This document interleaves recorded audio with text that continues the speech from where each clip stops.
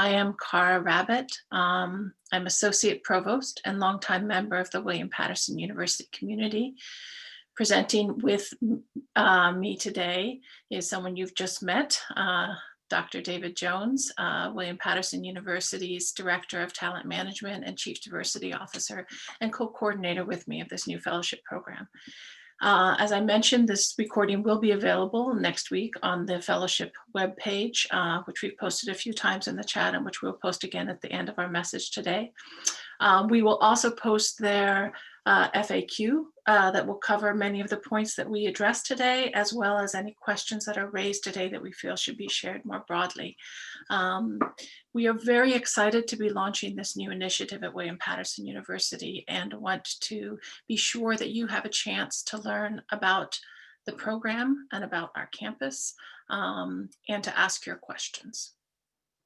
So the format for this part of our session today will be that I will provide a brief overview of the program parameters and of our policies, of sort of details. And then Dr. Jones will share some institutional data and some goals that are related to this program. And then we will dedicate the last half of our hour with you today to any questions that you might be having that haven't been addressed by our presentations. But before we begin, and to welcome you today, and I'll ask now the spotlight to shift, I would like to introduce our Provost and Senior Vice President for Academic Affairs, Joshua Powers, who was instigator and inspiration of this program for the new William Paterson University Pre-Doctoral Fellowship Program, and will be speaking with us briefly today. Provost Powers. Yes, Dr. Rabbit, thanks so much for giving me a moment just to say hello to everyone. Welcome virtually to William Paterson University. This picture gives you a sky high, so to speak, a view of our campus. We're about a half an hour outside of New York City, which is off to the right in that picture. But absolutely a joy to be here. Yes, I did bring this here. This is my second year as a provost. My previous position, I had the great joy of getting a similar initiative, that really seeks to reframe how we about running faculty searches and the outcomes that we desire. So that really is under the hood. I'll give you a little bit of feel for that in my brief remarks here, and then I'll pass it back to my colleagues. So we're excited you're here for this inaugural fellowship program. Supporting faculty diversity in higher education. You'll learn more about these details from my colleagues in a moment. Again, as I mentioned, William Paterson University, around 10,000 students, graduate and undergraduate programs, northwest of New York City by about a half hour. We serve a highly diverse student body and actively engaged as an academic community and reflecting on what diversity means for and within our campus, region, and nation. If you were with us with the Laurie Patton Davis presentation, President Heldobler introduced it, and hope you had a strong feel for what makes us unique in that regard. We serve a highly diverse student body and are actively engaged as an academic community. And as I said, what that means for us. Well, like most of you, are highly qualified faculty earn degrees from research institutions. We're committed by our mission as an Hispanic serving and minority serving institution to providing an engaged teaching and learning environment. A fellowship appointment at William Paterson will help prepare fellows for the wider variety of academic positions available in higher education outside R1s. There's simply more of us than there are R1s. And it's been a joy to have a career of my own and such an institution and the mission that we serve. We are committed to supporting teaching and advance diverse avenues of scholarship and creative expression. So we have a very inclusive way of thinking of the contribution of scholarship and the kind of contributions that folks make. After the program coordinators share more details about the program and our campus demographics, they will answer some questions. So let me just close with this point. Yes, one of our impetuses for this initiative was to further diversify or to raise that strength for our own faculty community. But it's also, frankly, and arguably even more important, is to invest in the career of others from historically underrepresented backgrounds, regardless whether your or their experiences might lead them to have William-Paterson University as their academic home. So really, it's about investing in your career, and you'll see as part of the experience for on-campus visits for this, has a real flavor of collaboration as opposed to the competitiveness that can often come with how we normally think about of a faculty search, that somehow I'm in competition with somebody else. Our on-campus visits will have all the candidates from all the programs here together, so you get to meet everyone, and it builds a bridge. And I am still in contact today with many folks that we had on our campus over the years at my previous institution. So in any event, with that said, I'm now going to pass it back to my colleagues to take it from here. So Dr. Rabbit, if that's you. Thank you so much, Provost Powers. So at this point, Dr. Jones will lead us through a quick overview of our goals and intended outcomes today, and then I'll launch into some of the details related to the program parameters. Perfect. Thank you so much, Dr. Rabbit, and thank you, Dr. Powers, for being here with us today as well. So just some of our goals, so you have an idea of what to expect over the next hour during this informational session. You will be able to understand the intended supports of the William-Paterson University Pre-Doctoral Fellowship Program from departments and university offices. You'll also gain an overview of the fellowship program and understanding of process details and timeline. Thirdly, you'll conceptualize how the fellowship program fits into William-Paterson University's strategic diversity priorities, and also where we are in terms of our diversity, student diversity enrollment, and also faculty of color in terms of populations on campus. You'll also understand what the university will provide as a fellowship placement. And so it's our hope that through this informational session, you will get all of this information to really think about, your future and whether or not this fellowship program would be a particular interest and fit for you when you think about your work you're doing as a doctoral student currently. And then and lastly, have the opportunity to ask questions regarding process, eligibility, and details. So this is our outcomes for today, and I'm going to turn it back over to my colleague to take us through the next phase of the presentation. Thank you. I would like to stress before I begin a few key points from what Provost Powers just shared. William-Paterson University, where I have been, as I mentioned, a longtime member, is in the greater New York City metropolitan area. It is a highly diverse region and a very vibrant region. We are mission driven. We have a very diverse student body and have in the entire time I have been on campus, and our service to the students we serve is key in how many of us conceive ourselves and our project here. So what I will do today is go through some of the details mentioned on the sort of the pragmatics, but I also just want to stress how excited we are to be conceiving the opportunity to welcome you to this campus. I'll review the time frame, the search and appointment process, to talk about the commitments we've asked from departments and that we are intending across the university for fellows. I'll review the mentorship plan and then just define some status terms for you to be aware of. So if you can go to the next slide. Thanks. So we're at January 14th, 2021, which is the launch. As you saw, this was our inaugural launch today. And I'm so glad that so many of you were able to join us for the keynote by Dr. Peyton Davis. I will add that this launch is coming after a long communal process and engagement.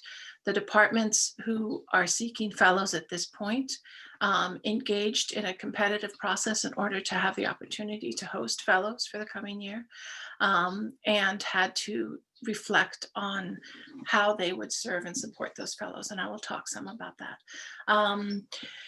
The next step in our time frame will be the priority consideration deadline of February 8th That's the point at which the search committees that we've set up for each of these fellows will begin their review of applications and their search processes. By early March, we hope to have invitations out to the finalists and feedback through the process, which is meant to be a mentorship process as well. We are asking the departments to be reflective and thoughtful in how they engage with applicants, even if somebody doesn't necessarily progress, some support and understanding in how and why and what they could maybe consider for the next time through. We will invite the candidates to campus April 8th and 9th. And this is the sort of signature experience that Provost Powers mentioned. We are assuming at this point that this will be a virtual experience, but we nevertheless want it to feel like a true campus visit. We are building a great deal of intentionality and collective engagement in this process. We are hoping also to have an opportunity to have another keynote scholar lecture as part of that event for the campus and for the finalists. We will be giving opportunities to the finalists to learn about who we are, what we do, how we function, to have a chance to meet members of the community, of the departments, students, administrators, and faculty. We will also have opportunities for the finalists to share with each other and with the campus community some of their work and what their research to present themselves in that sense, as well as have the committee interviews. Built into this will be a networking opportunity for all the finalists, whether or not you proceed at William Paterson University as one of our 5 inaugural fellows. We want you to be connected with really strong members of your disciplines and have the chance to begin to build those connections early that will foster your success throughout your career. Then in late April, so after the interviews, we'll make the final deliberations and the offers, and then the appointment will begin in August under the terms of our statewide contract. So William Paterson University is a state public institution. Our faculty are represented in a statewide contract, and one of the categories under that contract is something called non-tenure track personnel, or NTTP, which I'll refer to a few times. And I'll explain how that overlays with this position. We needed to have a category by which we could appoint people. And that's what it will be. All of our tenure track and non-tenure track personnel are reviewed on an annual basis. So there will be an annual reappointment process that goes through during the first year for reappointment to the second year, but this is intended to be a 2-year fellowship.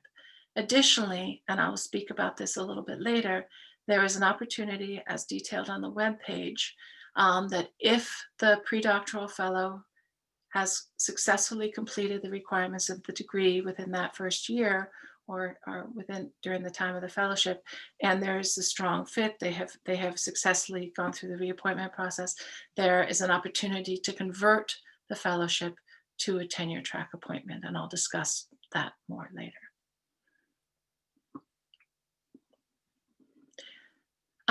In terms of the mentorship plan that we've built, I mentioned that this has been a competitive process for the departments. They have been asked to reflect on how they can build intentional onboarding for the fellows coming into their disciplines. We will hold for the 5 incoming fellows in August a collective summer orientation program, but each of the departments will also be engaging in intentional onboarding of the fellows and integration with the faculty, providing them supports and showing them the region, et cetera. Each department, as part of the application process, had to identify a potential peer mentor from within the discipline, but each of them is also aware that who that fit might be as a mentor might change based on who the successful finalist is. In addition, we feel it is very important. I really liked what Dr. Peyton Davis mentioned about building a mentorship team. through our Center for Teaching Excellence, we will be connecting the fellows with an external to the department mentor, a chance to get a sense of somebody who has successfully navigated this community, possibly from within, some area of affinity, and who would be a support, a sounding board, and somebody who is not directly tied to the day-to-day success and work of the fellows. This is a teaching fellowship, and the fellows will also be, the idea is to build what some of us wish we had come in with, which is a strong pedagogical grounding that will launch a long-term success plan for a teaching focused institution where you have learned how to balance both the research and the teaching and service needs. So we have, through the Center for Teaching Excellence, we have phenomenal faculty leaders who will be engaging with the fellows, assisting, giving ideas, training, support, resources, as well as from within the department. We are also committing to providing the fellows the same level of support that we provide our tenure track faculty. We have at this campus and by the statewide contract, it is for full-time tenure track faculty, it is a 4-4 teaching load.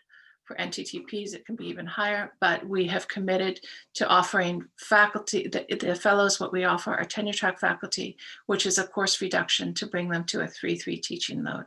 And we've been talking about that with the chairs, that we would like that to be a non-onerous load, like potentially 2 intro courses and a smaller course related to the fellows area of research, with support and integration for that. So the research support is the course release that is the same that we would do for tenure track, but we are also building we understand that people will be in many cases still in the dissertation writing phase or finalizing the dissertation writing phase.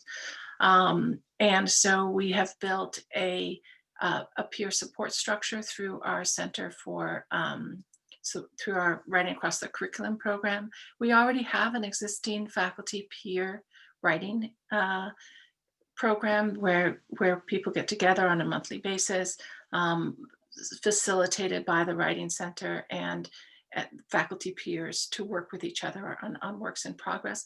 But we're going to have a separate subgroup just for the fellows to support each other and to have a safe space to process all the challenges of finalizing those steps.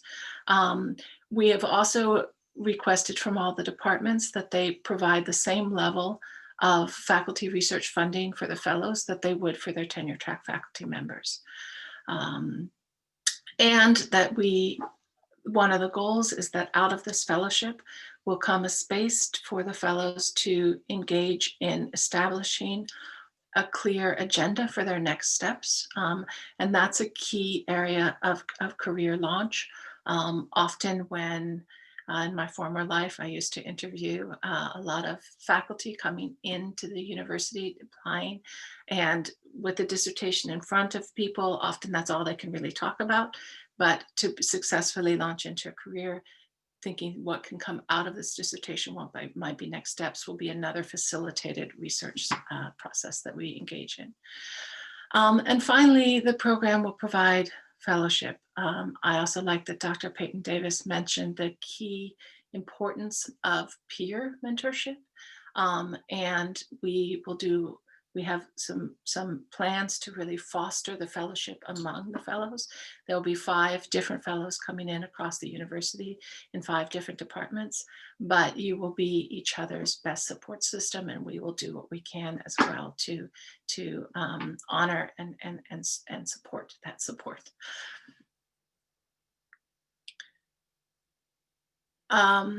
Just a few points to cover. A couple questions came up in the previous session about eligibility. This is considered a pre-doctoral, not a postdoctoral fellowship. So the assumption is that this will be an advanced standing student moving towards completing the doctorate or terminal degree in the field. It has been up to the disciplines to define what that terminal degree would be, and those are covered in the application process. So if, for example, and I'll take this example because we don't have one, if we had had this time somebody moving into the English department, perhaps the acceptable terminal degree would have been the MFA in creative writing and not the doctorate in English, depending on what their goals were and how they would move forward. So those are defined in the job descriptions, but the expectation is that this is advanced standing student, someone who has already completed the coursework relative to the advanced degree and is in the phases of completing the extra requirements, whether that be a composition or the dissertation or other outcomes that are discipline specific. As I mentioned, we are appointing these fellows under the statewide contract as NTTPs. This, as I mentioned, will also be an annual appointment, but an intended 2-year appointment. The salary and benefits of the statewide contract are highly competitive. These fellows will be awarded salaries and benefits commensurate with full-time faculty status. As I mentioned, it's a teaching fellowship with a 3-3 teaching load. There's also, we've asked all the departments to identify the opportunity for summer teaching should a fellow wish to do so for additional compensation. That's not a requirement of the fellowship, but would be an opportunity after, and this would be for summer 2022. University support for potential conversion to tenure track appointment upon completion of the degree during the fellowship is an option.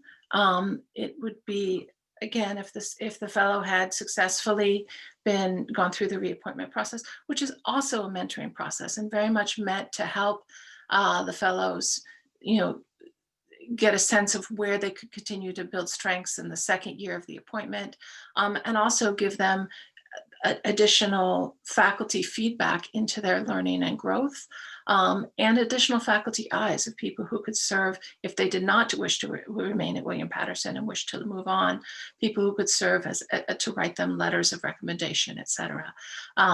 But after that reappointment process, assuming degree completion, there is the opportunity to convert this to a tenure track appointment.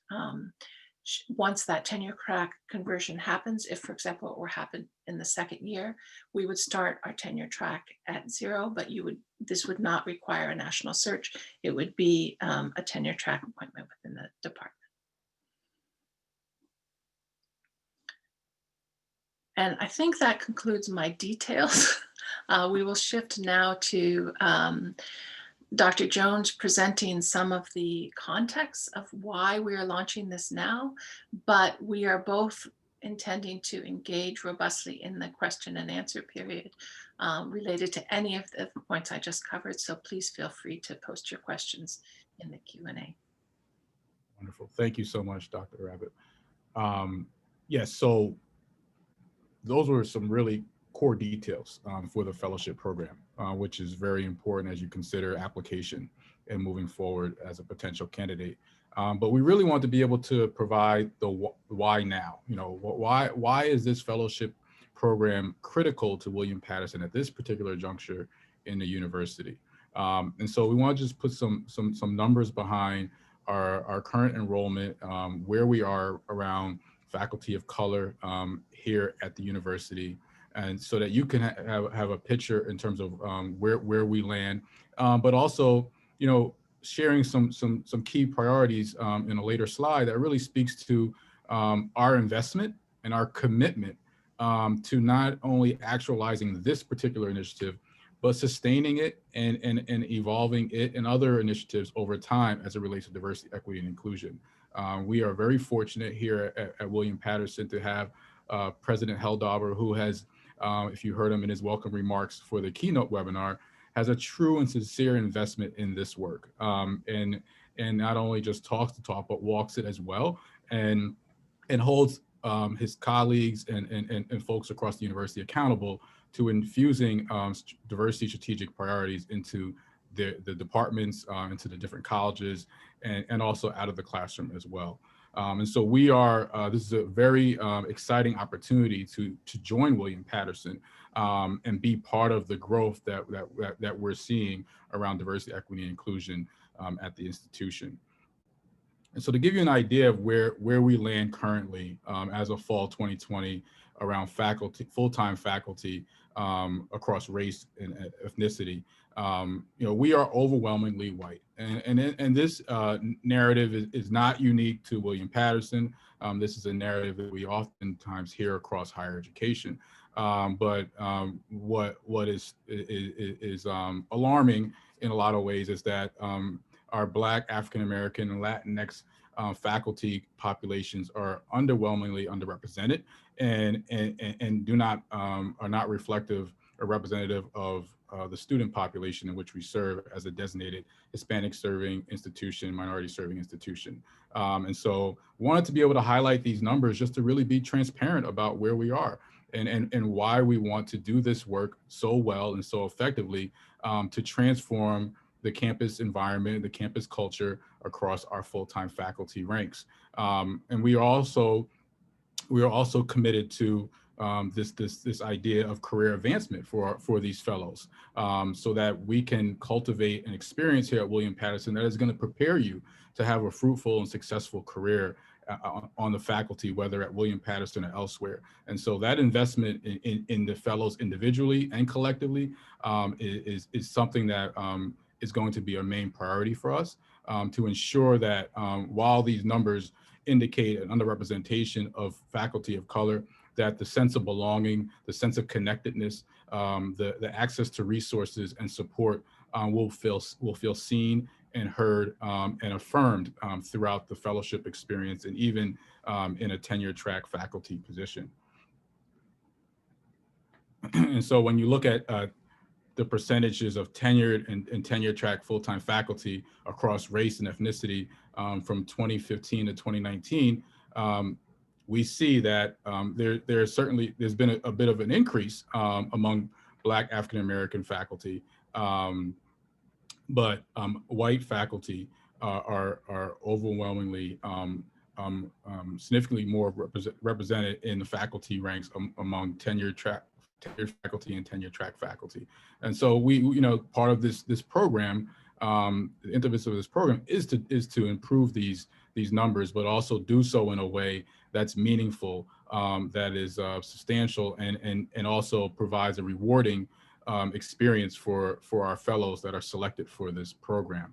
And this being a cohort experience where 5 fellows will be able to work hand in hand with each other across departments and colleges to have this unique experience and feel supported by colleagues like myself as the Chief Diversity Officer and other key leaders across the university will certainly provide a significant value to the fellowship experience. And so while these numbers may be startling, it is something that we are being culturally responsive to address these issues and to ensure that our students feel connected to faculty across race in particular here at the institution. And to give you a better picture in terms of where we are among our students, so student enrollment as of fall 2020, it landed us with a very diverse student population, particularly across race, where our undergraduate enrollment among Latinx students is at 33% roughly, and Black African American at 19%, Asian American at 7%. White is at 34%. And so there's certainly a commitment to student diversity, but there needs to be an equal commitment to our faculty diversity as well. And this is where this program plays a very critical role in that. And so being able to provide this context, right, in terms of where we are currently and what we are doing to be culturally responsive is important for anyone interested in this program or interested in learning more about William Paterson, because it demonstrates our commitment in terms of what we're going to be doing in the short term and long term to sustain equity and inclusion among faculty at the university, while simultaneously continuing to provide that same level of support, access, and opportunity for our diverse student population as well.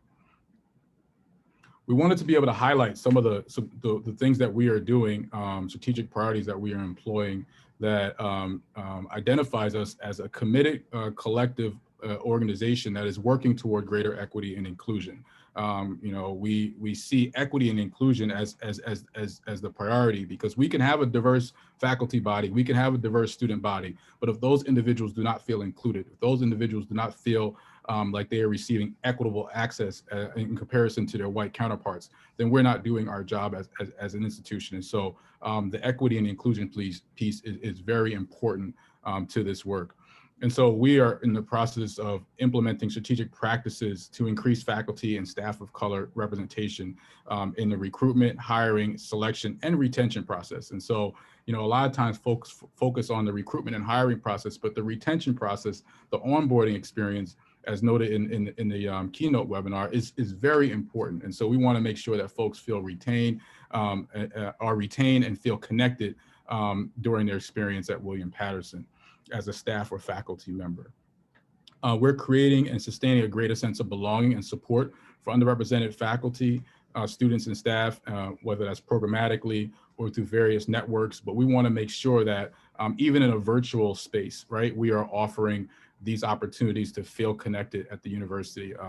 And it's something that we are committed to in the work that we do in the various capacities that we have, both in the classroom and outside the classroom.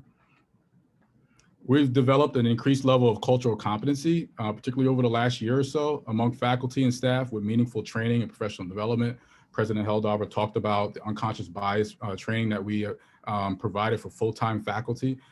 Last year, we have implemented a new program called Community Dialogue Series for faculty and staff to come together and have conversations, difficult conversations sometimes, around topics related to diversity, equity, and inclusion. And these are monthly series. So each month there's a new topic where faculty and staff come together to engage in this important discourse. And we're offering various other professional development opportunities, such as our keynote webinar this afternoon. There will be ongoing ways in which we will engage our faculty and staff in increasing their awareness, their knowledge and skills around diversity, equity, and inclusion. We're also launching a President's Diversity Lecture this spring, where we will bring in a renowned diversity scholar to speak to racial equity and other forms of oppression, to ensure that we're bringing awareness to the eyes of those that may not be aware, so that we can be more culturally responsive to the needs of our diverse faculty and also our diverse students. We're currently moving forward on key recommendations that have resulted from task force and campus climate reports and assessment outcomes. So last year we had 2 task force that were created, and a report was produced. One task force looked at the experiences of the Latinx community here at William Paterson. Another task force looked at the experiences of the LGBTQI+ community. And then we also had our own campus climate survey, which was conducted last spring. And so we will be releasing a report of that campus climate findings this spring semester, and then moving forward on key recommendations that have come both from the campus climate report and the task force reports. And so this is going to drive us in the right direction, that is going to position us for a university diversity strategic plan in the near future. And then lastly, we have establishing a university council for equity and justice to review, address, and respond to equity and inclusion matters at the university, in partnership with myself as the Chief Diversity Officer and our university president, Dr. Richard Heldaber.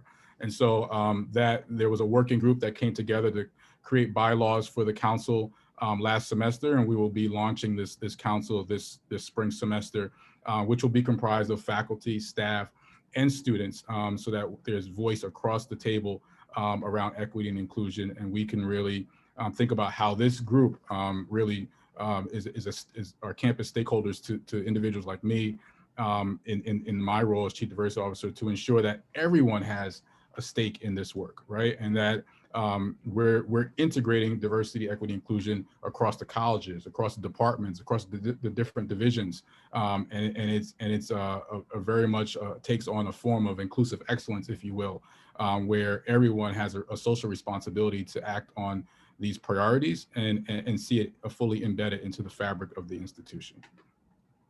And so this list is not exhaustive, but it really highlights some really key priorities in the ways in which we at William Paterson are moving toward greater equity and inclusion.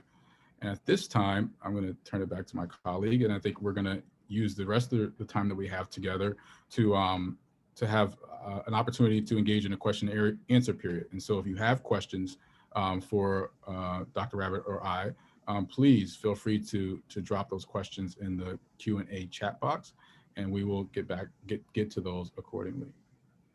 Thank you, David. And I think the next slide, if I'm right, has our contact information as well. So we'll leave that up while we begin to answer questions. It also has the link to the website. I will start off with a couple questions that have already come into the Q&A, and I do invite you, as you listen and reflect, to drop your questions in that box. So one question was about the teaching responsibilities in relation to the challenges of working on completing the dissertation. Since this is not postdoc, this is pre-doc. And I'll share with you that the intentionality and the supports built in are meant to offset that teaching challenge. We have had a long history at the institution in certain disciplines of occasionally just really strong people who are advanced standing come in ABD and are appointed in their first year of their tenure track, ABD, complete the requirements of the degree in that first semester. Maybe they've done all of their if they're working on experimental stuff, maybe they have they're writing up the findings. They've been able to complete that in the course of their first year and then move forward. It is a challenge, however, for a faculty member to do that while already on a tenure track, right? So this program it's not impossible, and we've had many faculty who have done that, but we want to provide a broader range of wraparound supports with an understanding that this year or two is really the space in which people will be completing those requirements of their final stages of their terminal degrees, of their doctorates. And, so we'll be sort of not piling on all the stuff that one would normally in a tenure track position.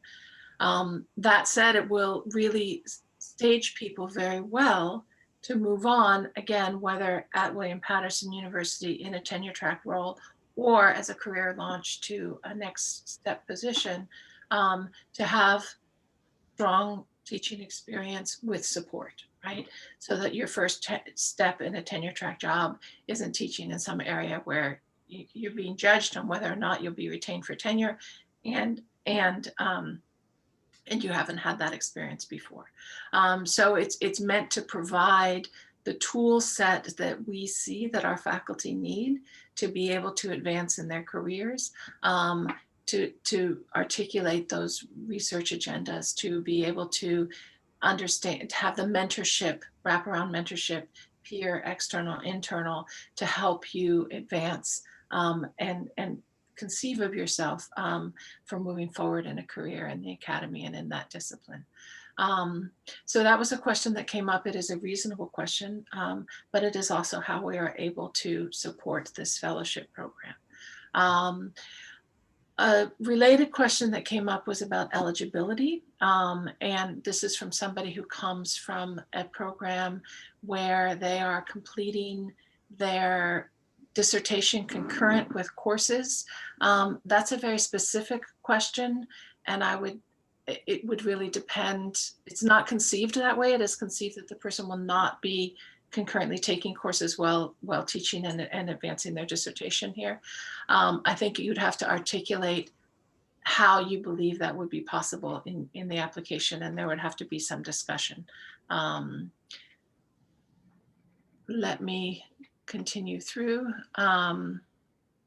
The dates, again, are on the website.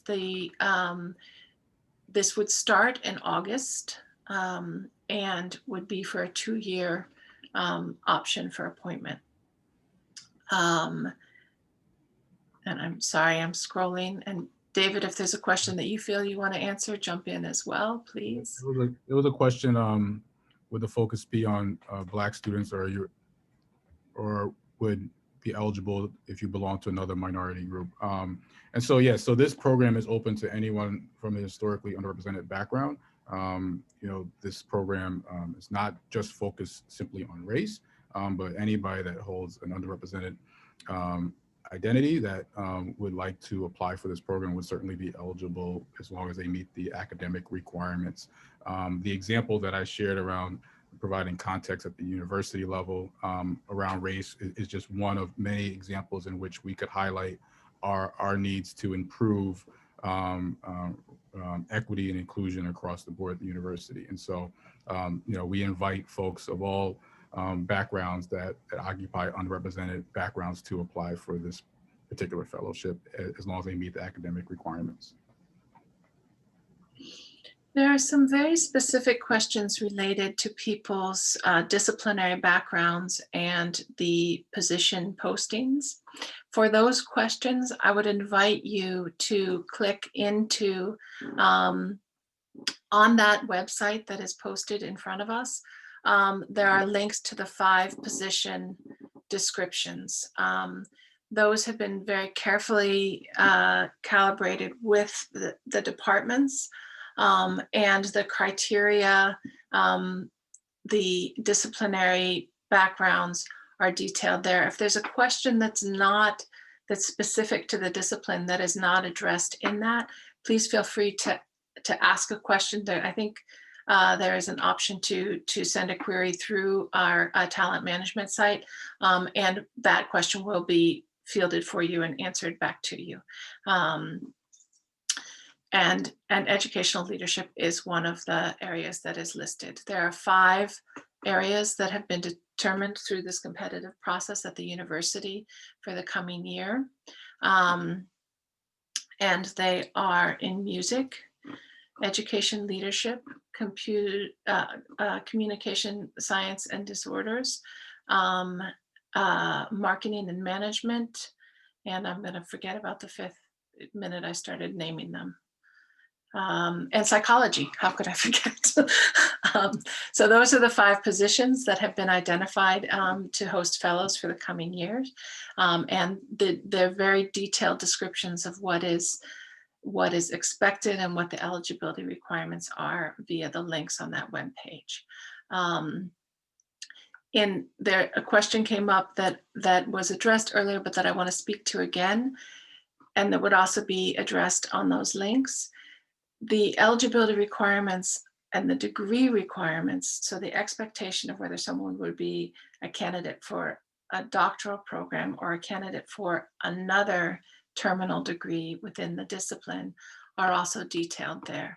These are meant for supporting fellows who are poised to launch careers as faculty members, who will hold by the end of the fellowship, hopefully for them, and the requirements to be hired as a tenured track faculty member. So all of the departments sculpted those program announcements with that in view. They want to set people up for success in this area for a tenure track position. And this is a full-time fellowship. There's another question from the Q&A.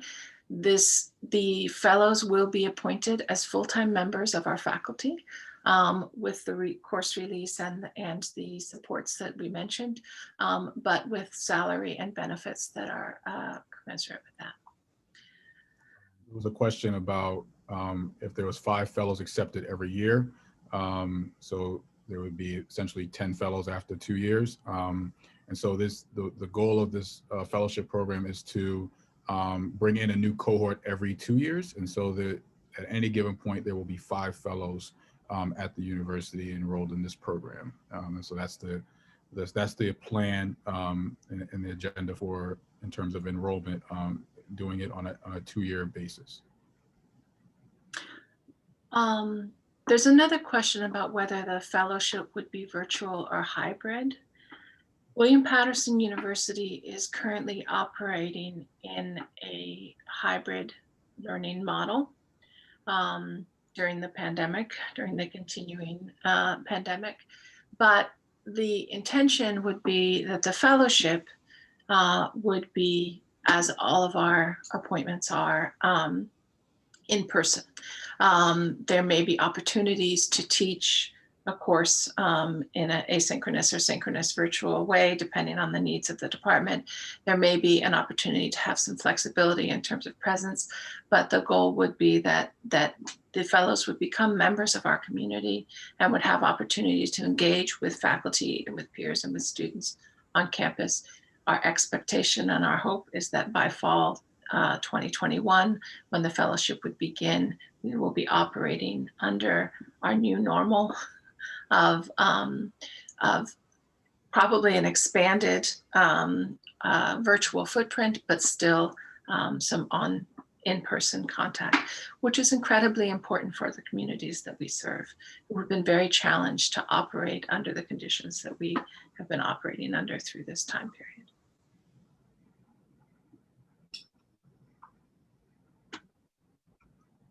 I'm looking again, I'm skimming through some of the more discipline specific questions, and I invite you to dive into those carefully crafted position announcements and also to ask your questions within that space. Somebody asked if they were ABD,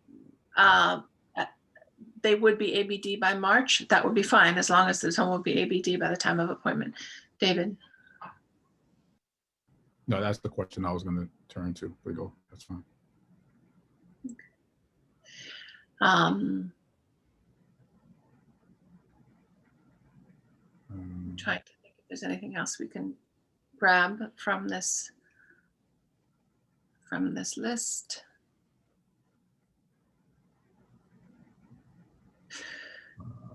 Let's see. Are international non-American white students eligible to apply? Yes, I mean, international students can apply for the position, and if selected, we would work with our those other eligibility requirements that we would have to work through to make the experience equitable for that particular person. There's also a question about the psychology program in relation to the clinical expectations at the end. And again, that's a question that I would engage with the department on.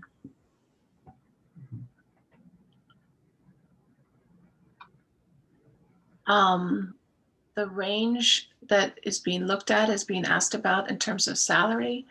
In this context, it doesn't feel appropriate to mention dollar numbers, but these are publicly posted salary tables, and are the virtue of being in the New York metropolitan area and the virtue of being in a campus in a system with a strong union is that we have very competitive full-time salaries and benefits. So those are visible online, and you could ask, and we will share specific details, but there are also disciplinary distinctions that I don't feel comfortable addressing in this webinar.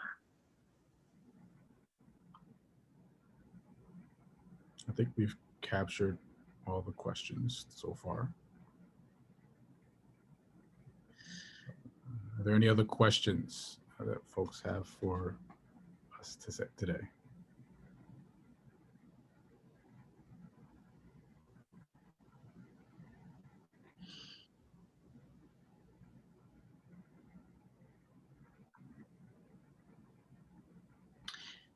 So I want to share again, David Jones, the man on the screen right now, celebrated his first year at William Paterson this week, and has really been instrumental in leading us very quickly through a pretty major collective engagement with questions of diversity, equity, and inclusion. I join you today as in my 24th year at William Paterson University as a longtime member of this community who has also witnessed a deep connection and commitment to diversity, equity, and inclusion. So I think as the community as a whole gains better skills, awarenesses, language, perceptions, we are able to advance a lot of the collective goals that Dr. Jones mentioned.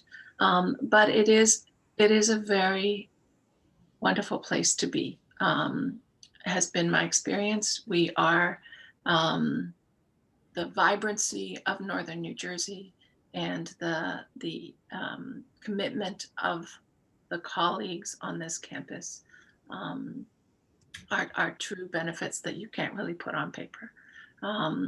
So I'm so pleased to see so many show up today. I hope that you follow through, look at the descriptions, ask your questions. Feel free to do so. We will be posting this next week. We will also be capturing some of the questions and building them into our Q&A document, which will also be posted on that web page listed in front of you next week. And we will look forward to the committees are eager to begin their review of your materials and to consider how they can welcome you and mentor you and support your eventual career success at William Paterson. David, any closing remarks? Absolutely. We want to certainly thank you for taking the time out to attend this particular informational program webinar, for attending the keynote webinar as well. Thank you for your interest in William Paterson and this fellowship program. It means a lot to get this type of support that we're receiving around this new initiative, which is really exciting for our university. As I said earlier, this is truly an exciting time to be at William Paterson. As my colleague mentioned, I've been here for just over a year, and it's been a rewarding experience to serve in this role and to get the type of support that is important for a chief diversity officer to receive to execute on key diversity priorities. And so if you are able to come to William Paterson in this capacity as a fellow, rest assured you will be able to reap a lot of the benefits of the hard work we are doing to advance diversity, equity, and inclusion at our institution. So thank you again. Please send any questions to us. Our email addresses are noted here in the PowerPoint.